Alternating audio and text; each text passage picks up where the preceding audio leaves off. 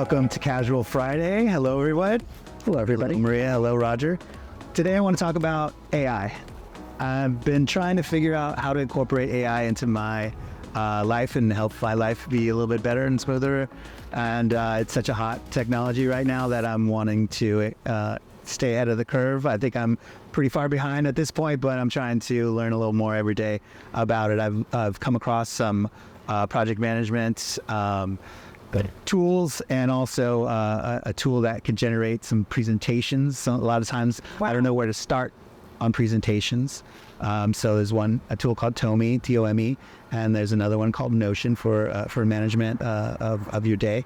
And there's Midjourney that generates a lot of the images. Some are really nice. You have to really know how to prompt them. Does it pay for those though? I think there's a little bit for Midjourney, and everyone has a little bit of a tier to get that extra, but it's quite amazing when you think about what is at our fingertips right now that we can use today without paying a cent. Wow. And the base that has been out for a while is ChatGPT. Yeah, I know I have an account there, and it's free, and I'm able to utilize that, but seems like every day something new is coming out, and I'm wondering how to incorporate that. So I'm learning a little bit about that right now. How about you? Have you any experience in that? I mean, there's a ton of stuff around like using it in enablement and training. Mm-hmm. I'll get to that in a minute, but I do want to tell you like this story. I was in an Uber, and there was this chap in there. He was so nice. This is about AI. It freaked me out in a good way. Just how innovative, the youth are being right now with it. So the guy's driving me, we start having a conversation. He's like 20, 25, 28 years old. And we get into it, and I'm like, oh, this dude's really smart. We were having this really good conversation about AI. And he was saying, he said, I work in real estate and I just do this to pay. He said, I literally do Uber to pay the bills. He said, and I only have to do it like 5 nights a week or whatever. He was sharing his whole story. And then I said, well, tell me more about AI. He said, well, what I'm doing right now is I'm building my book of business so that I don't have to do the Uber anymore. I said, well, tell me more about that. And he said, I'm a real estate, let's call it coordinator. And I said, well, what does that mean? He said, well, I'm the person in the background working with all of the brokers and the real estate agents, making that transaction happen. And there's multiple pieces of paper, there's multiple people who get involved, getting involved with escrow companies, et cetera, et cetera. He said, and there's a stack of paper, and it probably takes me about like 3 or 4 hours, to do all of that. He said, and then I started looking at everything AI to see if I could help myself. He said, I found this offshore company where I've gone to, I think the company's called Fiverr or something like that, where he's gone to this third-party company, pieces of the work he can do where he can just make them do it online. He's paying these people to do it, but he found them through AI. He's getting AI to shoot for his day, telling him what he needs to do, when he needs to do it, and planning out his week so he can do his Uber. He said that he has made more money and had more free time. In the last 6 months, he said that his annual earnings, he doesn't have to do Uber anymore in like the next 3 months, but he said I just booked X amount of money in 3 months that I booked in the previous year. Amazing. Wow. Using AI for a virtual assistant, AI for someone to, he uses AI as his virtual assistant, booking meetings, et cetera, AI to do his planning, and then he found the company who were providing with a human being, and he outsources pieces of his work to that. I'm like, wow, that's amazing. It blew my mind in a good way. I was like, this is fantastic. This is amazing. So after he said that story to me, I started ideating on what else is it that we could be doing. So like you, I went onto YouTube and started really searching on AI.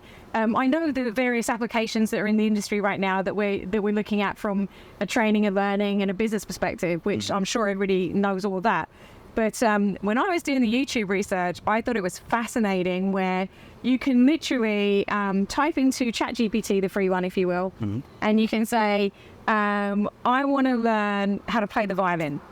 I have a piano at home and I'm okay at it, but I could do more. So I was like, oh, maybe you should do that. So you tell it, and ChatGPT will build you a lesson plan, and it will tell you how much time to spend on it. I mean, normally you'd buy a book off the shelf or you'd watch the videos. This is just clean, and you can like print it out and follow it along. And then when you get to somewhere where you need to go to the next level, you can go back to ChatGPT and say, I need to go to X. Yeah. I thought that was amazing. What a great application. But for fun, there are some other AI stuff, because when you start researching, you find all this fun stuff. And there is one which like generates physical paintings, digital paintings. Wow. And so you go in there and you say, it gives you a list of 12, Renaissance and world famous like Andy Warhol or, Leonardo da Vinci, et cetera, et cetera.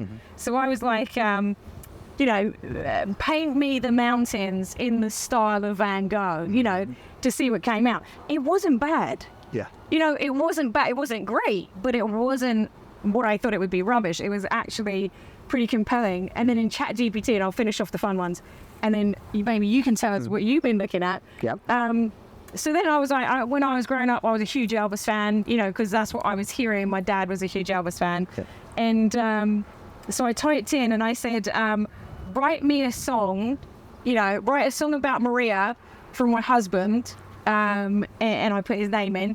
And then I said, in a style of Elvis Presley, thinking it would be rubbish. Yeah. And I was like, I can see Elvis singing that. You can see that if that was manifested in a song, it would be good. So there's a ton of fun applications.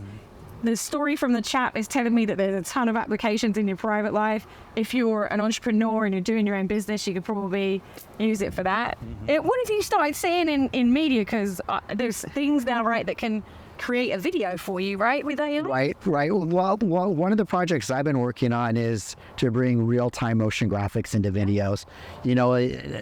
I was talking to somebody about doing a home shopping network style program where I wanted to have, real-time numbers in there. And then back to our sales enablement, imagine, you got your big screen up at your SCO, and you're polling the audience on their devices for feedback.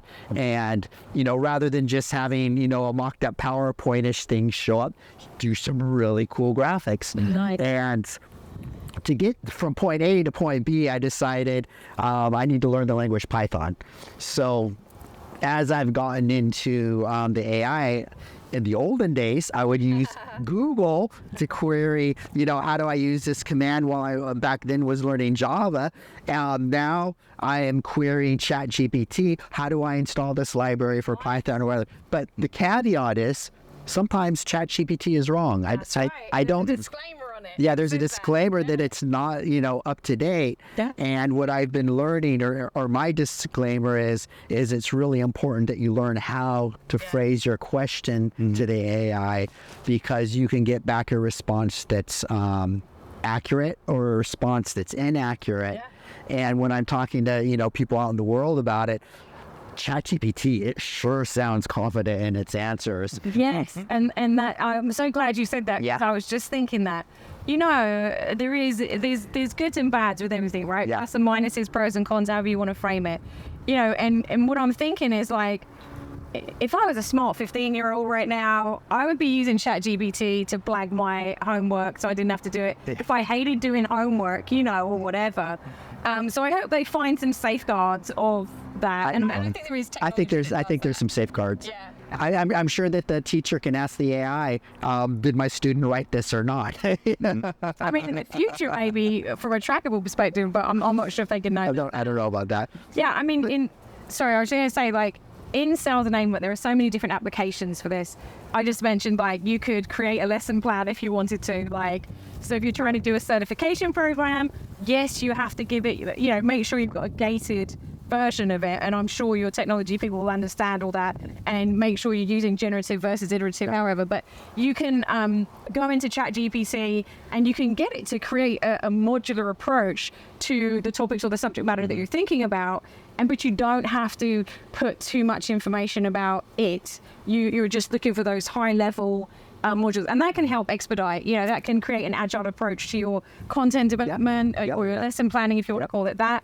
And I think that's really good. And one of the tools which we don't always on here, like we're not trying to advocate for tools or whatever, but you know what, if there's a good tool, then you want to tell about it. And one of the great AI tools that I've worked with a company called Second Nature.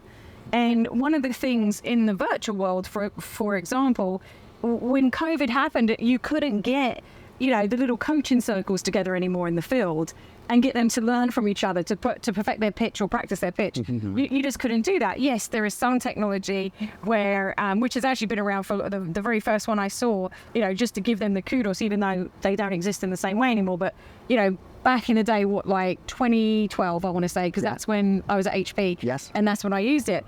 But Brainshark did virtual coaching within its platform. I think they got acquired by Tinkan. And what it allowed you to do was type in a criteria of what they should hit up in there, and then they record themselves through the PC, Mac, whatever, and then someone would have to manually score it and go, oh, I listened to it. And yes, they hit that. Yes, they hit that. Yes, that was like that was the embryonic stage. 1.0. Of what it was going to become in the future. Well, now fast forward like 11 years, and that is how long it's been. Especially when COVID hit, that's when it became more important to how do you maintain that iterative training, the continuous training. And, we came across this company, and I was in a previous company called Second Nature. And what they'd created, I think they're based out of Israel, was they had created this coaching environment where it's like you're having a simulated conversation in Zoom, which is the platform we were all using at the time, right? Potentially, or Cisco, whatever. And you would be talking live to this simulated AI, where enablement would have pre-program the responses to whatever was being said. I mean, that's AI in its finest in this use case, if you will. So, and it was a safe environment. So they weren't doing it with a real person. They were doing it in a coaching, like in a completely safe practice environment. But here's the beauty of it. You didn't need, because of the AI, you didn't need the sales manager or the enablement coach to go and make sure it hit the criteria, which takes hours and hours and hours. Very scalable. Yeah, this is scalable because it was doing it in real time. And AI was learning how to repivot. It was fantastic. And so you could put all the sellers through it, and they would do the pitch, and you would put the score criteria. Let's just say it was 85%. And here's the thing. Repetition, I think we said it in a different Casual Friday, repetition is key to maintaining that long-term memory. And what it allows you to do in the Second Nature is you can set it up so you're saying you can take as many times as you want, as long as when you're finished you hit that 85% criteria and the system says you're done. Well, guess what that's doing from a seller's perspective? You're just going and practicing and practicing and practicing, which is one of the biggest barriers to doing simulations and role plays in real life. Is you don't necessarily have the time to have a little pod of people running that role play like 15 times or 5 times, whatever, to build that muscle memory. And so the AI, this Second Nature product, once programmed, by you knowing all the criteria, that allows you to do it. And so in one of the organizations, we were just fast tracking, here's your new story, here's your new narrative, and being able to roll that out. I think you were part of one of those. Absolutely, right? Yeah. I took the simulation for the first time, and what I really liked about it was, you said safe environment. Yeah. It grades you on how well you spoke. It grades you on, did I stumble? Was I slow? Did I hit my points? And I was able to keep doing it, as you said, over and over, and then my scores would improve. If I was doing this in front of, you were my boss at the time. If I was doing this in front of my boss, I would potentially be embarrassed or nervous or something like that. Or the fact that I'm there with a person who's evaluating me, I might be nervous. Not everybody's like that, but I can see how the tool just subtracted that from the scenario, and you could just go in there and do it over. I did that several times, and not having a camera in your face besides your webcam, but no real human being, as a lot of people have maybe stage fright or don't like to present in front of cameras or big audiences. Having that space to pause, to start it over, to rehearse and see the project. I was impressed by how it timed the word count.